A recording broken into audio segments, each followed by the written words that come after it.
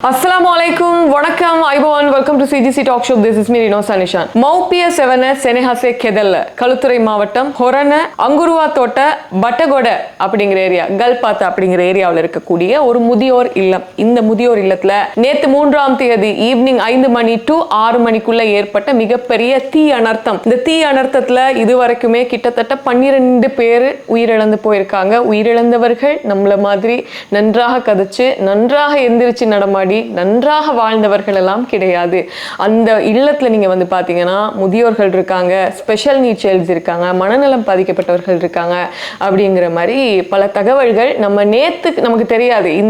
இந்த தீப்பரவல் ஏற்பட்டு முடிஞ்சதுக்கு அப்புறம் கொஞ்சம் கொஞ்சமாக சில விஷயங்கள் வந்து நமக்கு தெரிய வந்துட்டு இருக்கு. இன்னைக்கு அதிரடியாக கைது செய்யப்பட்டிருக்காரு அந்த நிறுவனத்தை நடத்தக்கூடிய லொக்கு ஐயா அப்படின்னு சொல்லக்கூடிய இசுரு அனுஷ்கா பெரேரா. ஏன் இசுரு அனுஷ்கா பெரேராவை வந்து அரெஸ்ட் பண்ணாங்க அப்படின்னு பார்க்கும்பொழுது நிறைய பேர் ஃபேஸ்புக்கில் போய் போட்டிருக்கிற விஷயம், என்னத்தை தான் நீங்கள் நல்லது செஞ்சாலும் கடைசியில் உங்களுக்கு இதுதான்ப்பா நடக்க போகுது, எவ்வளோ சந்தோஷமா நீங்கள் அந்த ஆட்களை வந்து வச்சுருந்தீங்க, ஆனால் இன்னைக்கு கடைசியில் உங்களுக்கு இப்படி நடந்துருச்சு அப்படின்னு. இதுக்கு ஆப்போசிட்டாகவும் நெகட்டிவ் கமெண்ட்ஸ் வந்து நிறைய வந்திருக்கு. என்னப்பா ஆளை பார்த்தா ஒரு மாதிரி பல்காக இருக்கான், கொஞ்சம் வசதியாக இருக்கிற மாதிரி இருக்கான், ஃபேஸ்புக் பேஜெல்லாம் போய் பார்க்கும்பொழுது கொஞ்சம் ஆள் கொஞ்சம் இப்படி தான் இருக்காரா, இவரா இதை வந்து நடத்திட்டு வந்திருக்காரு அப்படிங்கிற மாதிரியும் இருக்கு. பட் நான் இதுல நெகட்டிவோ இல்லைனா பாசிட்டிவோ சொல்ல வரல, என்ன செய்தி அப்படிங்கறது வந்து சொல்ல வரேன். இவருடைய பேஜ் வந்து நீங்க பாத்தீங்கன்னா மௌபியா 7 மானசிக நிவசை அப்படின்னு சொல்லிட்டு ஒரு FB பேஜ் இருக்கு. அந்த பேஜ்ல வந்து கிட்டத்தட்ட அந்த இல்லத்துல இருக்கக்கூடியவர்களை என்ன பண்றாங்கன்னா வீடியோக்கள் எடுத்து இப்போ ஒவ்வொரு நாட்களும் வந்து சிலவங்களோட பர்த்டே வரும், சிலவங்களுடைய திதி வரும், இப்படி சில விஷயங்கள் வரும்பொழுது அந்த இல்லத்துக்கு அந்த முதியோர் இல்லத்துக்கு என்ன பண்றாங்கன்னா சிலவங்க அன்னைக்கு பகல் சாப்பாடை வந்து கொடுப்பாங்க, நைட் சாப்பாடை கொடுப்பாங்க, ஏதாச்சும் ஒன்று கொடுப்பாங்க.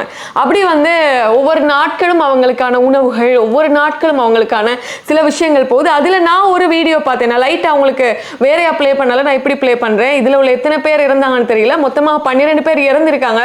ஜஸ்ட் கொஞ்சம் பாருங்களேன், அவங்கள கொஞ்சம் அந்த வாய்ஸை கொஞ்சம் கேளுங்களேன்.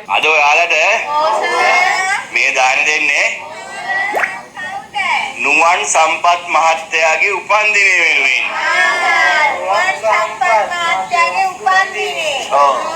එයාගේ ආදරණීය බිරිඳ තමයි දෙන්නේ. ඉතින් මේ පාර එයාගේ උපන්දිනයට දෙන ටැග් තමයි මේක. இல்ல பாருங்க, நம்ம எல்லாம் ஸ்கூலுக்கு வந்து சின்ன வயசுல போகும்போது குட் மார்னிங் டீச்சர், எல்லாரும் எழும்புங்க, எஸ் நோ அப்படிலாம் எல்லாரும் சேர்ந்து ஒன்னா சொல்லுவோம்ல, அந்த மாதிரி இந்த இதுல இருக்கக்கூடியவங்க வந்து எல்லாரும் சேர்ந்து ஆமா சொல்றாங்க, எல்லாரும் சேர்ந்து இல்லைன்றாங்க. அப்படியான ஒரு மனநிலை கொண்டவர்கள். அப்ப அப்படிப்பட்ட ஒரு இல்லத்துல இருக்கக்கூடியவர்களை வந்து இவங்க பார்த்துட்டு இருக்கிற பணி அப்படிங்கிறது மகத்தான பணி. இத்தனைக்கும் வந்து இந்த இல்லத்துல நீங்க பாத்தீங்கன்னா 62 மனநல குறைபாடு உள்ளவர்களும் நபர்களும் 8 முதியவர்களும் இருந்திருக்காங்க அப்படின்னு சொல்லப்படுது. இப்ப நேத்து நடந்த அந்த தீ விபத்துல வந்து 10 பேரினுடைய உடல்கள் வந்து அந்த இல்லத்துக்குள்ளேயே, அந்த செனஹச நிவசக்குள்ளேயே, முதியோர் இல்லத்துக்குள்ளேயே வந்து மீட்கப்பட்டிருக்கு, உடலங்களாக மீட்கப்பட்டிருக்கு. இதுல நீங்க பாத்தீங்கன்னா 9 பெண்களும் ஒரு ஆணும் வந்து இல்லத்துக்குள்ளேயே வந்து இறந்து போயிருக்காங்க. அதுக்கப்புறம் 8 பேரை வந்து நேத்து மீட்டு அக்கம் பக்கத்தினர் மீட்டு என்ன பண்ணிருக்காங்கன்னா ஹொரண மாவட்ட பொது மருத்துவமனைக்கு அனுப்பி வச்சிருக்காங்க காயமடைந்தவர்கள். அதுல வந்து 2 பேர் இறந்துட்டாங்க. அப்ப மொத்தமாக இது வரைக்கும் 12 பேர் இறந்திருக்காங்க. மீதி இருக்கக்கூடிய 51 பேர் வரைக்குமே பாதுகாப்பாக மீட்கப்பட்டிருக்காங்க அப்படின்னு சொல்லப்படுது. இத்தனைக்கும் இன்னைக்கு பல நெகட்டிவ் கமெண்ட்ஸ் வந்திருக்கு. இதை பார்த்தவங்க, இதுக்கு பக்கத்துல இருந்தவங்க, உண்மையில என்ன நடந்துச்சு அப்படிங்கிற ஒரு மிகப்பெரிய ஒரு கோணத்துல வந்து இதை பாக்குறாங்க. இன்னைக்கு காலையில வந்து சேதமடைந்த இந்த முதியோர் இல்லத்தை வந்து ஹொரணையினுடைய பிரதம நீதிபதி லக்மினி வித்தான கமகே போயிட்டு பார்த்துருக்காங்க. பார்த்துட்டு இந்த விபத்து நடந்ததை வந்து நேரடியாக களத்துல இறங்கி பார்த்து இந்த முதியோர் இல்லத்துல மொத்தம் 69 பேர் இருந்திருக்காங்க, என்னென்ன நடந்துச்சு அப்படின்னு சொல்லிட்டு எல்லாத்தையும் விசாரிச்சு தான் அதுக்கப்புறம் என்ன பண்ணிருக்காங்கன்னா இந்த இல்லத்தை இயக்கிய லொக்கு ஐயா அப்படின்னு சொல்லக்கூடியவங்களை வந்து அரெஸ்ட் பண்ணியிருக்காங்க. லொக்கு ஐயாவை வந்து ஜூன் 11ஆம் தேதி வரைக்குமே இப்போ ரிமாண்ட் பண்ணி வச்சிருக்காங்க இன்னைக்கு நீதிமன்றத்துல. ஆஜர்படுத்தினதுக்கு அப்புறமா அவரை வந்து விளக்கமறியல்ல வச்சிருக்காங்க. இப்படி இருக்கிற பட்சத்துல இங்க என்ன அப்படின்னா, இப்ப இங்க தடுத்து வச்சிருக்காங்க இல்லையா அந்த மையத்துல, முதியோர்களும் இருக்காங்க, மனநல காப்பவர்களும் இருக்காங்க, அதுக்கப்புறம் வந்து ஸ்பெஷல் சைல்ட்ஸ் இருக்காங்க அப்படின்னு சொல்லப்படுது. இதுல இன்னைக்கு வந்த விஷயம் என்னன்னா, இப்ப நாங்க அப்போ அவங்கள பார்க்க போறோன்னு வச்சுக்கோங்களேன். இப்போ நாம வந்து என்னுடைய அக்கா புள்ளையோ இல்லாட்டி தம்பி புள்ளையோ நாங்கள் தங்க வச்சிருக்கேன்னா பார்க்க போனா முன்னாடியே சொல்லணும். அப்பதான் அவங்க குளிப்பாட்டி வைப்பாங்க.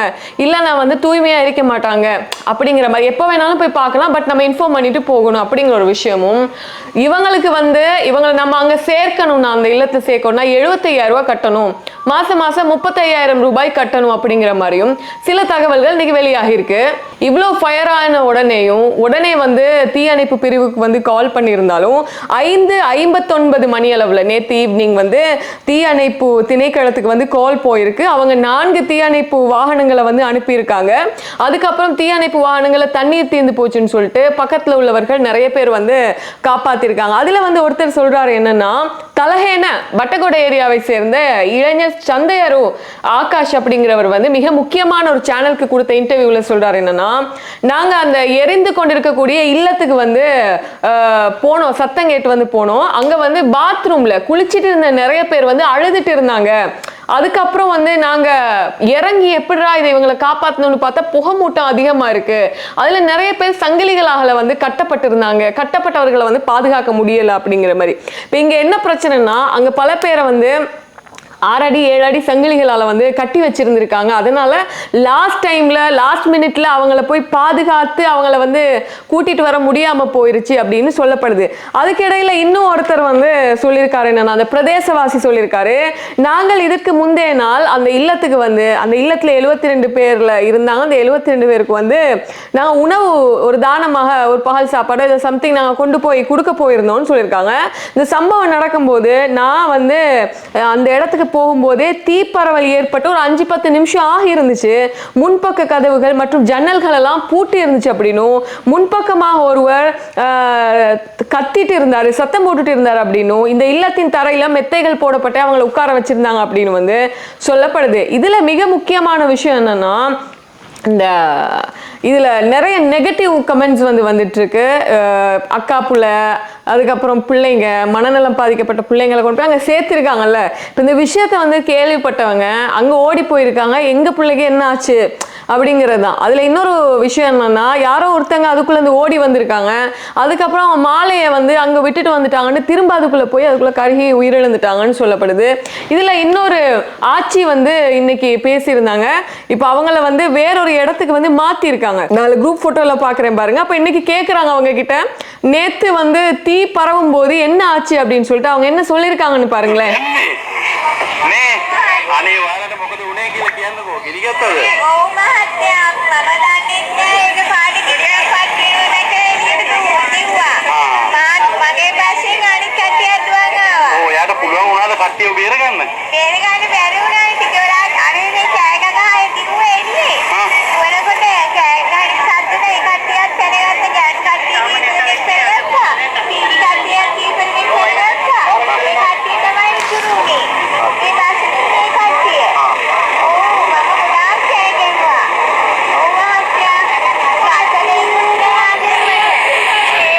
பாருங்க, அந்த சிரிச்ச மாதிரியே சொல்றாங்க, நாங்க வந்து முடிஞ்ச வரைக்கும் காப்பாத்தினோம், இப்ப எங்களை வந்து வேற இடத்துல தங்க வச்சிருக்காங்க அப்படிங்கிற மாதிரி சொல்றாங்க. இதுல இன்னொரு விஷயம் என்னன்னா, இங்க இருக்கிறவங்களுக்கு வந்து சில நேரம் காய்ச்சல், தடுமன், இல்லாட்டி வந்து உடம்புல ஏதாச்சும் பிரச்சனை இருந்தாலும் மருந்துகளுக்காகவும் கேட்கிற டைம்ல வந்து நாங்க காசு கொடுத்துட்டு இருப்போம்னு சொல்லிட்டு ஒவ்வொருத்தரும் வந்து ஒவ்வொரு விதமான விஷயங்களை வந்து அவங்களுடைய இப்ப வீட்டுல உள்ளவங்களை வந்து தங்க வச்சா அவங்களுடைய எக்ஸ்பீரியன்ஸ் என்ன இருக்கும், அவங்க அனுபவிச்சது என்ன இருக்கும் அப்படிங்கறது வந்து அவங்க சொல்றாங்க. இதுலதான் வந்து சந்தேகம் ஏற்பட்டு தான் அதை வந்து நடத்திட்டு வந்த அந்த இல்லத்தை நடத்திட்டு வந்தவரை வந்து அரெஸ்ட் பண்ணி வச்சிருக்காங்க அப்படின்னு சொல்லப்படுது. இது நம்ம காணாம இவங்களுக்கு வந்து அநியாயம் பண்ணாங்க, இவங்களுக்கு வந்து அப்படி பண்ணாங்கலாம் இங்க சொல்ல முடியாது. ஆனால் இங்க ஒரு மிகப்பெரிய விஷயம் என்னன்னா, நேத்து ஹொரணா பகுதியில வந்து ஒரு அரச வங்கி ஒன்றுல வந்து கொள்ளை ஏற்பட்டிருக்கு. 35 மில்லியன் ரூபாய் வந்து ஒருத்தர் சுருட்டிட்டு போயிருக்காரு. அதே டைம்ல இந்த விஷயம் வந்து ஹொரணா பகுதியில வந்து ஏற்பட்டிருக்கு. இப்படி இல்லங்கள் இருக்கு, இப்படி ஆட்களும் அங்க இருக்காங்க, இந்த இல்லத்துக்கு இவ்வளவு கட்டணங்கள் செலுத்துறாங்க, மாதாந்தம் இவ்வளவு கட்டணங்கள் செலுத்துறாங்க அப்படிங்கிற விஷயமும் வந்து இந்த மாதிரியான இன்சிடென்ட் நடக்கும்போது தான் நமக்கும் வந்து இங்க தெரிய வரக்கூடியதாக இருக்கு. இத்தனைக்கும் 12 பேர்களினுடைய உயிர் வந்து இன்னைக்கு இல்லை. இப்போ நீங்க யோசிச்சு பாருங்க, நம்மனா கத்துவோம், கூப்பிடுவோம், அதுல நிறைய பேர் பேச முடியாம இருப்பாங்க, நிறைய பேருக்கு எந்திரிச்சு நடக்க முடியாது, புகை வந்த உடனே நமக்கு வந்து சுவாசிக்க முடியாது, அதுக்கப்புறம் ஒட்டோவா என்ன ஆகும்னா நம்மளுடைய மூச்சு சுவாசம் வந்து தடைப்படும், இப்படி பல பிரச்சனைகள் ஏற்படும் பொழுது. ஆனா இங்க பாராட்டணும் ஒரு விஷயத்த என்னன்னா, 69 பேருக்கு மேல இருந்த அந்த இல்லத்துல கிட்டத்தட்ட 12 பேரோட இது முடிஞ்சு போயிருச்சு, இறைவனுக்கு நம்ம நன்றி செலுத்தணும் அப்படின்னு நம்ம வந்து யோசிக்கணும். 51 பேர் வரைக்கும் ஒரு மாதிரி பாதுகாத்து எடுத்துட்டாங்க. பிரதேசவாசியாகட்டும், இல்லைன்னா தீயணைப்பு ஃபயர் ரெஸ்கியூ டீம் ஆகட்டும், அந்த ஏரியா ஆட்கள் ஆகட்டும், இளைஞர்கள் ஆகட்டும், இப்படி நிறைய பேர் காப்பாற்றி ஏதோ அவங்களால முடிஞ்சதை அவங்க பண்ணிட்டாங்க அப்படின்னும் பொழுதுதான் ரொம்ப சந்தோஷமான ஒரு விஷயமா இருக்கு. ஆனால் அந்த 12 பேரினுடைய நிலைமை, அவங்களுடைய உயிர் போற தருணம், அவங்களுடைய உயிர் எப்படி பிரிஞ்சிருக்கு அப்படின்னு நினைக்கும் பொழுது அவங்களுடைய உயிருக்கு உத்தரவாதம் இல்லாத அளவுக்கு என்ன ஆச்சு, அந்த அளவுக்கு எப்படி ஆச்சு இது அப்படிங்கறத மிகப்பெரிய ஒரு கேள்வியாக இருக்கு. அதுல இன்னொரு இது பார்த்தேன், அவருடைய பேஜ் எல்லாம் போய் பார்த்தேன், நிறைய நிஜமாவே நல்லா தான் இருக்கு, நிறைய அழகா ட்ரீட் பண்றாங்க, சாப்பாடு கொடுக்குறாங்க, குழந்தைங்க மாதிரி பாத்துக்கிறாங்க. ஆனா வந்து அதுல சேர்த்து விட்டவங்க அதை பத்தி சொல்லும் பொழுது என்ன சொல்றாங்க அப்படின்னா, வெளியில வந்து நல்லா பேசக்கூடியவங்க, நல்லா கதைக்கக்கூடியவங்களை மாத்திரம் வந்து இந்த சோசியல் மீடியால போடுறாங்க, நல்லாவே முடியாதவர்களை ரூமுக்குள்ள வந்து சங்கிலி போட்டு அடைச்சி வைக்கிறாங்க அப்படிங்கிற மாதிரி கதைகளும் இருக்கு. பட் இதுல எதை நம்புறது, எதை வந்து நம்ம விடுறது அப்படின்லாம் கிடையாது. பட் இப்போ வரைக்குமே ஹொரண மருத்துவமனையின் விசேட சட்ட மருத்துவ அதிகாரி சட்ட மருத்துவ பரிசோதனைகள்ல வந்து முன்னெடுத்துட்டு இருக்காரு. பாணந்துர வலய குற்ற விசாரணை அதிகாரிகள் வந்து இந்த பிரச்சனை சம்பந்தமா விசாரிச்சுட்டு இருக்காங்க. அரசாங்க ரசாயன பகுப்பாய்வு அதிகாரிகள் உள்ளிட்ட குழுவினரால் மேலதிக விசாரணை வந்து நடத்தப்பட்டு இருக்கு. எப்படி ஃபயர் ஆச்சு அப்படிங்கிறது தான் இப்போ அதுதான் மிகப்பெரிய கேள்வியாக இருக்கு. பேச முடியாத, நடக்க முடியாத, ஒழுங்காக சிந்திக்க முடியாத ஒரு கஷ்டமான ஒரு மனநிலையில இருந்தவங்க, உடல் ரீதியாக நிறைய பிரச்சனை இருக்கிறவங்க இதை வந்து ஃபேஸ் பண்ணியிருக்காங்கன்னா அவங்களுடைய அந்த சிச்சுவேஷன் எப்படி இருந்திருக்குன்னு கொஞ்சம் யோசிச்சு பாருங்க. 12 பேரினுடைய உயிரை வந்து காவு வாங்கியிருக்கு இந்த தீப்பரவல் சம்பவம் அப்படின்னும் பொழுது கண்டிப்பா இதுக்கு ஒரு நீதி கிடைக்கணும் அப்படிங்கிறதுக்காக தான் நான் இந்த காணொலியை வந்து போட்டேன். இப்போ கிடைச்ச தகவல்களின் அடிப்படையில் நான் உங்களுக்கு சில விஷயங்களை வந்து ஷோர்ட்டா வந்து சொல்லியிருக்கேன். நீங்க என்ன நினைக்கிறீங்க? கீழே வந்து கமெண்ட் பண்ணுங்க. இன்னொரு வீடியோல சந்திக்கிறேன். நன்றி.